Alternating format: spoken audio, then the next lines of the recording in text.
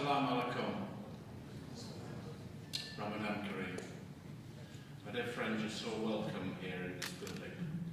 You know, some days you remember exactly where you were, and I can remember the bank holiday in May in 1995, the 50th anniversary of the ending of the Second World War.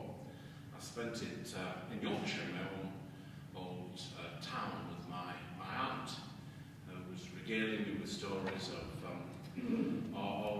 war, and I had a drink and with an old friend, sort of close to my father's age of mine, who'd been part of the liberation of Belsen. And you know, it was a weekend in which we could reflect on the end of the tyranny of the Nazi threat to Europe.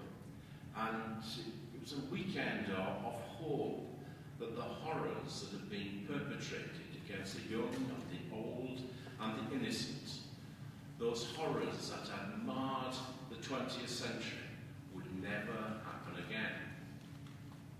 Yet scarcely 2 months later, right at the very heart of Europe, all those hopes turned to ash as the army of ghosts descended from the mountains beyond Srebrenica, with accounts of husbands, fathers, sons murdered in cold blood.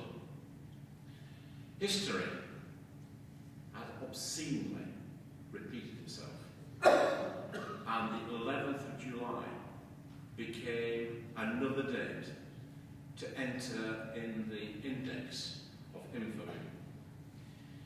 It was the worst crime committed on our continent since the Holocaust. Today, the spectre of Srebrenica casts a long and flickering shadow. The shock remains as raw as it did then. It used to be a country that we remembered as the place where Torval and Dean did their fantastic bolero at the Sarajevo Winter Games. But once we saw the emaciated bodies on the BBC and the ITV news, and the frightening truth is that those who perished were just like you and me, sharing our dreams of hope, proud of the traditions of learning, proud of the Nobel Prize winners.